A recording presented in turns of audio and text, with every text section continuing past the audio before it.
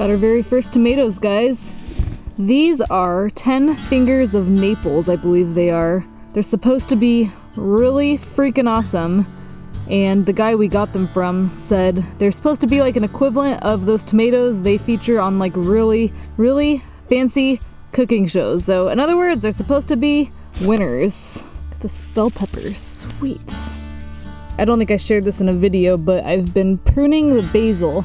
So for once in my life, I can have bushy basil plants instead of them growing tall and bolting immediately. And I think I've been doing a pretty good job. And I think in the spaghetti squash plant, we have a lot of spaghetti squashes that it's working on. Look at that little guy. Tell me that's not gonna be a spaghetti squash. Freaking sweet. Potatoes looking awesome, looking awesome. Good job, guys.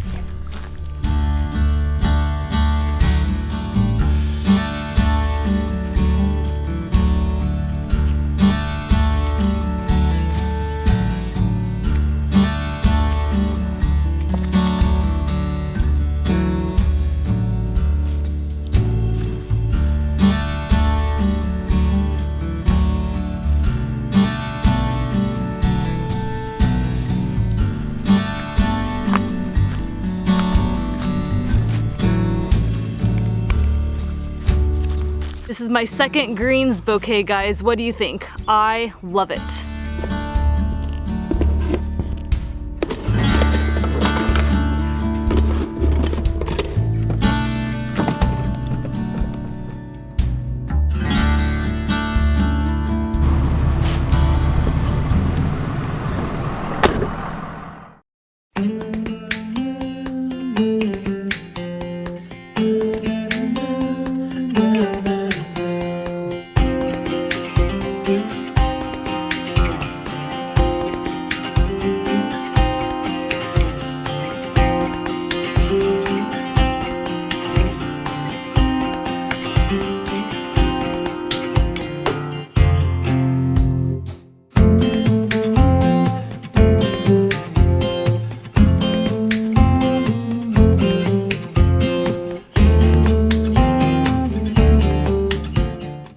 All right, berries are home.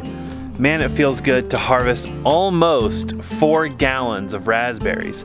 The neighbor has a crop they've been developing for a couple of years, and his wife has recently fell ill and she's not been feeling well, so he has really not had the time to maintain the bushes and to take care of them. So we're gonna pick those berries. We already did. We're actually going to preserve them, and then we're gonna give back quite a bit of those berries. Everybody wins. We get some berries and they get the preserving all done for them. So here's the deal. We haven't worked on the house really in about, I guess, 3 days for a lot of reasons. One, yesterday we got to take our first cross-country flight. We did it even though we have equipment here and even though we're working on the roof, because the weather window for such a trip is often quite narrow. We wanted to make that trip for a lot of reasons, and we're glad we did it. We're a little bit tired today, but I can't believe that we got home last night and we're in our own bed by 11 p.m. That's insane. The reason it wasn't such a big deal to leave for that trip is that while I was working on the roof the other day, the crown stapler, I dropped it. It actually popped off the chuck when I was in the man basket and fell to the ground, and it seemed to work fine. So I went back about my business for several hours. Well, that evening I got back up on the roof to keep going, and it popped off the chuck again, and this time it bonked its head on the ladder and fell like 2 feet and somehow managed to explode the trigger mechanism. I spent an hour and a half that evening trying to fix the stupid stapler. It turns out there's a small little piece of hardened plastic in the trigger mechanism that shattered. So I did some research to see if we could get a new trigger. The new trigger is part of a rebuild kit that's $70, and it will take a little over a week to get here. So we made the decision that we're just gonna buy a new stapler, replace the one we have. It's the best tool for the job. We already have the staples, we're already going, just need to get the work done. So I went down to town and got the stapler today. We looked locally and they did not have one, so we had to make a bit of a drive to find one. I've got that now, and I'm ready to get back up here and start working. The other distraction were the windows. We had those scheduled for Friday, and everybody showed up, everything was on schedule. We had the man lift and they needed it. In fact, because those windows are so big, it took 2 of them to do the installation safely, which left this guy running the man lift. So I wasn't working on the roof. This roof feels like it's larger than life. We're making a lot of progress, and I'm excited to work a little bit this evening. Another demotivator, if you will, has been the heat. We have seen an average temperature of 95 degrees during the day, and being up on the roof in that temperature is like working against a laser beam. So we've been trying to do this early in the morning, quit sometime around 1, and then go back sometime around 5:30 and try to work until you can't work anymore. That's what I'm going to do tonight. We're going to try this week to get the rest of the furring, the foaming, the hardware, the lag screws, and the sheeting done. At which point we can actually add the ice and water shield, and the roof will basically be waterproof at that point until we get the roofing done. Sorry, this is a little bit long of an update because this project seems to kind of start and stop. I keep getting interrupted, and there's other things going on. I wish I could just knock it all out. And it's kind of a one-man job. There really isn't 2 man baskets, and Alyssa getting up on the roof really didn't seem to speed the process up. So she's been focusing on preserving fruit, taking care of the garden, and editing video for you guys. One thing that really stands out to me, and it's been a weird lesson, we drilled all those holes, remember, in those panels, and we've been adding foam, right? What I don't understand is I have been trying to find the magic number for how much foam to put in those holes to get a consistent seal. And the most important thing, of course, is to make sure there's no gaps between the panels. None, 0. We bought a ridiculous amount of foam the other day. Remember, we were going through this stuff by the mile? We bought an additional 30-something cans. And what is super strange is that I put the same amount of foam in every single hole. And yet every single hole acts completely different. Like these that are right in the center of the frame, those things exploded with foam. So much so that they actually gobbled up my lifeline rope. Look at that. Yet the row of holes just below it, they didn't blow up hardly at all. My gut on this is that because this foam is water activated, it's very likely that where the blobs are blowing up, there's moisture in those panels. Our roof has been rained on many times. One point we had 2 inches of rain in like 15 minutes. There's a thunderstorm that just deluged. So there's going to be residual moisture in there. That's another reason that we want to have the cold roof, is to make sure that over time any residual moisture in the roof will eventually find its way out through convection. I think convection is the right term. Anyway, foaming has proven to be the slowest part of this whole process, and what's driving me kind of crazy is I cannot tell if I'm getting it right. I can't see between the panels. I don't know. And it's like, it's really hard on the mind, because if there's anywhere that the foaming matters the most, it's the roof, for a lot of reasons. One, that's where most of the heat escapes, right? That's where we're going to get moisture problems if we start to have any, is in the roof. So we're following Shelter's instructions. I'm following their methodologies. I'm just kind of struggling a little bit to find a rhythm. Once I find the rhythm, I feel like it'll be easy. Just follow the system and go, go, go. That's happening with everything, but not the foam. So I'm going to keep trying. I have found something that works well. I seem to jump ahead maybe 3 or 4 holes and add a little bit of foam, and that seems to seal off kind of the chamber, and then I kind of go backwards toward where I was foaming earlier and fill in each subsequent hole with the same amount of foam. And then I wait every single time after 2 hours, 4 hours, or 6 hours, way longer than the 15 to 20 minutes it says this stuff takes to develop a skin. Foam seems to always come out of those holes. I'm really hoping, I hate to say that, I hate hope. I like to know. I'm one of those like to know kind of guys, that we're getting this right. The only real downside to using too much foam is wasting foam. So this big blob right here, yeah, that's just money. And these foam cans are 15 bucks a pop. Actually $16 a pop. And in case you're wondering, there's about 30 seconds of foam per can. I don't know what the cubic footage is, but this little guy could probably equal 6 seconds of foam. So there's $3-4. Normally, you guys know from our videos that our construction site's pretty darn tidy. But this is all from one day of foaming. There's got to be 3, 4, 5, 6, 7, 8, 9, 10, 11, 12, 13, 14. You get the idea. There's got to be 20 cans of foam out here. And look at all this foam on the ground. That's just wasted money. Okay, that's my spiel. So we're struggling with the roof. We're trying to make sure we're doing it right. We don't really get a second chance with this, because the only way to really test it would be to do like a blower door test, like pressurize the house and try to find leaks in the roof. Oh, I kind of want to do that anyway, not gonna lie. I'm just worried that we're missing something here, and I guess there's just not really any way to know. Okay, sun's setting. I've got to get some work done, so join me on the roof and let's see. It's gonna be tight. Let's see if we can get the rest of this side of the roof done so we can pick up the other side starting tomorrow. Oof, those windows are looking so good.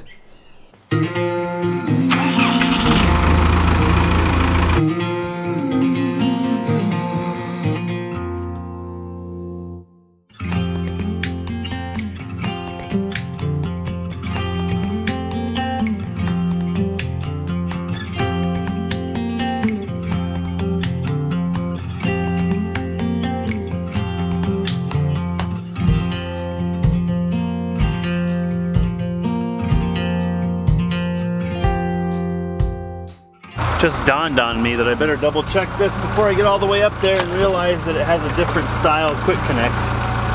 Not sure. Yep, looks like it's correct. All right, you have to last through the rest of the roof, okay? That's the deal.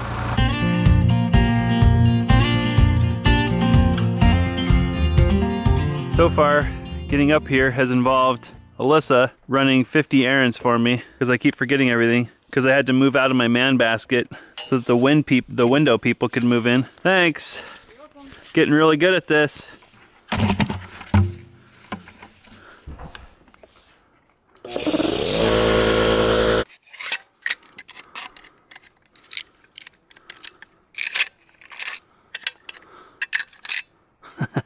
That makes more sense. Well, you know it works. Nice. So you guys know how we turned our grid power on and all of our problems have all gone away. We have no more problems. Well, you kind of guessed it. We do.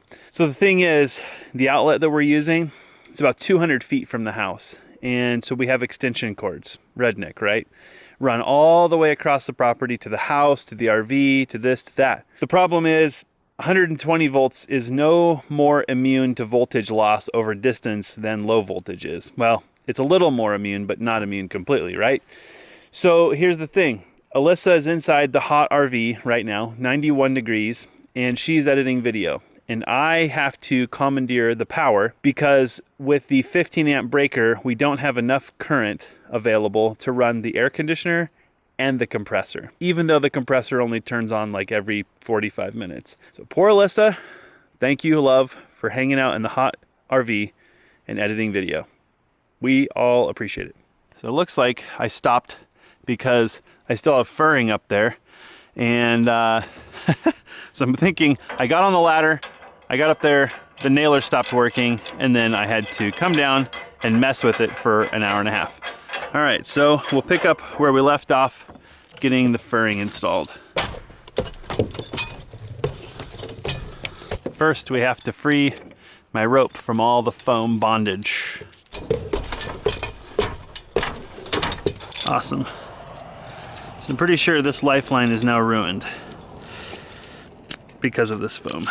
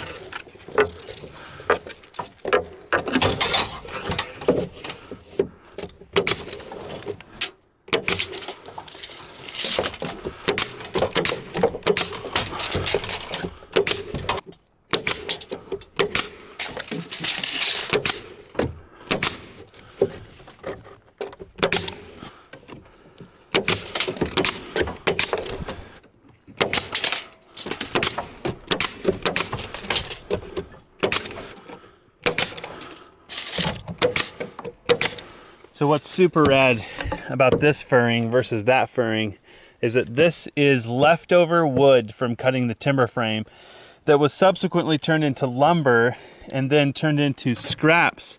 And if you remember, we put wood chips in the garden. Well, we cut these first out of all those board scraps first, and then we took anything that couldn't be made into furring, and that's what's in the garden bed. So this wood has to be on its fifth use.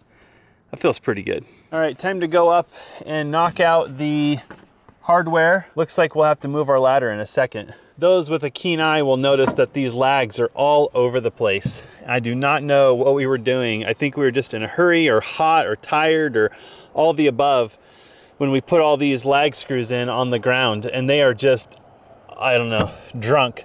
So what I'm doing as I go is I'm actually taking the time to move them over where they need to be. But it's kind of challenging because when you're up there, you can't really see in a straight line. We know these are on the rafter, and we know that the top screws are on the rafter. So in the end, we want all those screws to line up.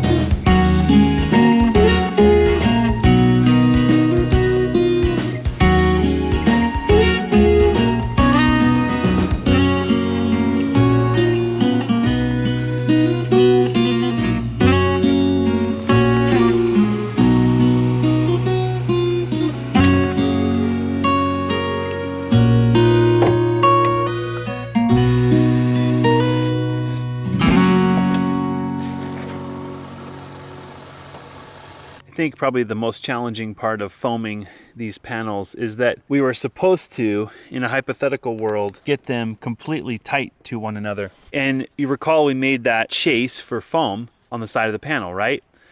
Well, in a hypothetical world, when the panels are butted up against each other, the only thing that remains to be filled is that small channel. Well, the panels are not actually butted tight against each other, for a lot of different reasons. For example, I'm guessing that a lot of these panels, the inside and outside skin isn't maybe exactly the same. I'm just guessing on that, I don't know. And so the foam to foam cores are not touching each other inside, which means that we have a lot more area to fill than just the chase that we created.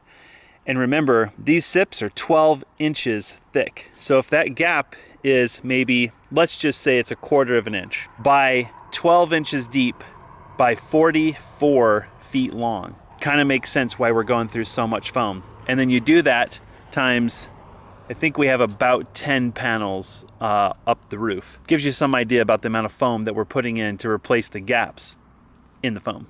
I've been finding that capping this one and then adding foam, adding foam, adding foam, adding foam, adding foam, adding foam seems to work well. And then trying to hold the gun in there for a little while to force the foam to go elsewhere instead of coming out the hole, which ultimately we want it to come out the hole so we know that the cavity is full. But if we allow it that escape, then the theory is it's not going anywhere else, which of course we'd rather it just go down and out and across.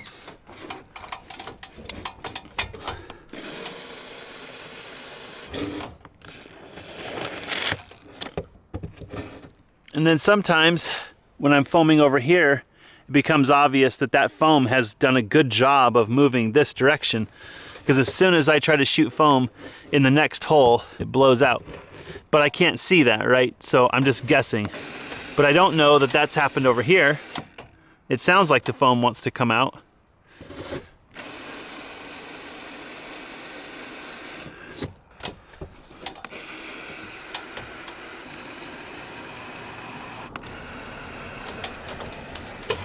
Well, that's all the same amount of time per hole. So we'll let it go and see if it's gonna do the same thing that those holes are doing and overflow. Based on this, if we just give it a couple of hours, or overnight obviously, in theory when we come out in the morning, that's what we're gonna see, is a bunch of blobs.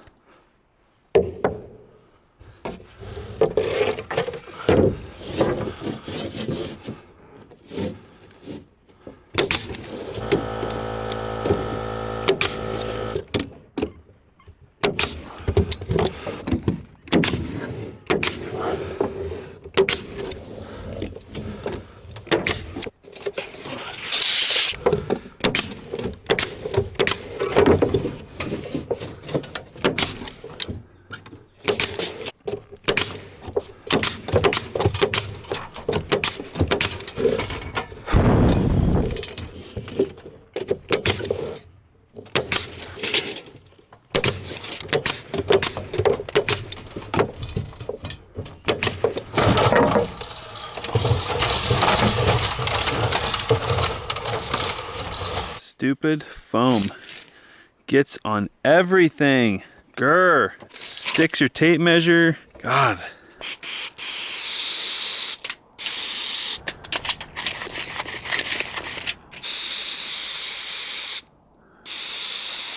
Well, these holes are definitely going bonkers, which is funny because that's the last one I sprayed before. This one I would expect it's just a through hole for the panel, but why? Why those two?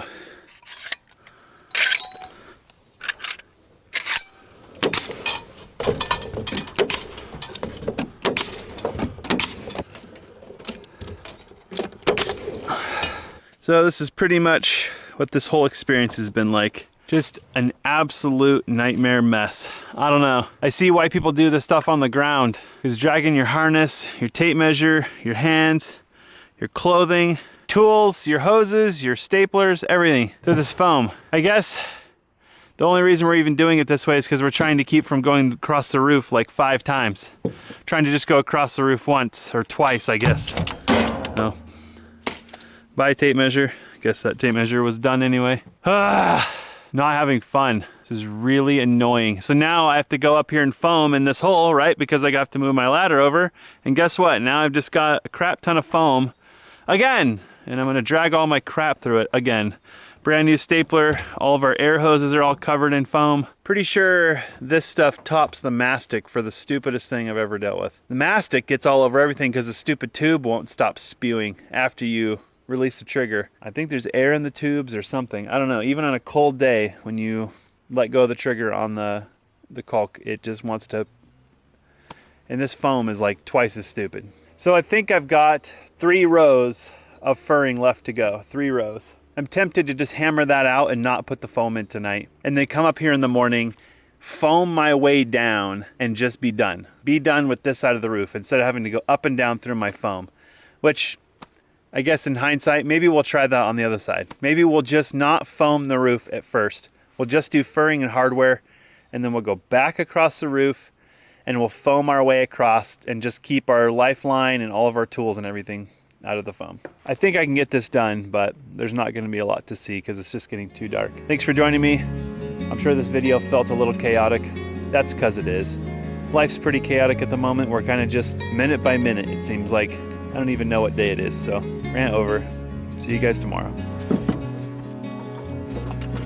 You know what I just realized? Tape measure fell to the ground. So, I think that just means I'm done.